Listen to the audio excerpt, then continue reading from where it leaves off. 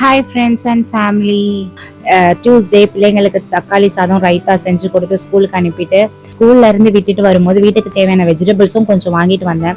வீட்டில் பல்லாக்கொட்டை இருந்தது, அதையும் வெயிலில் காய வச்சுட்டு வாங்கிட்டு வந்த வெஜிடபிளை ஃப்ரிட்ஜில் ஸ்டோர் பண்ணி வச்சுட்டேன். காலையில் ஸ்கூல் போகும்போதே அரிசியை ஊற வச்சுட்டு தான் போனேன்.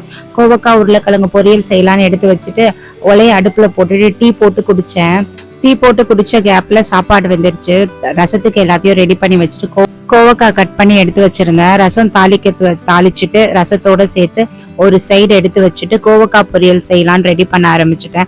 கோவக்காய் பொரியல் செய்யறதுக்கு எண்ணெய், கடுகு, கடலப்பருப்பு சேர்த்துட்டு நறுக்கி வச்சிருக்க கோவக்காய், உப்பு, மஞ்சத்தூள் சேர்த்து ஒரு நல்லா வதக்கி தட்டு போட்டு மூடி எடுத்தீங்கன்னா ஒரு 5 மினிட்ஸ்க்கு அப்புறம் வெஜிடபிள் நல்லா வெந்துருங்க.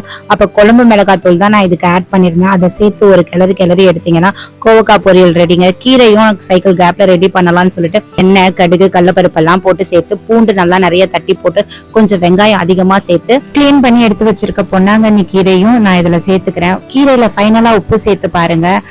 கீரை தண்ணியா இல்லாம நல்லா வரும்.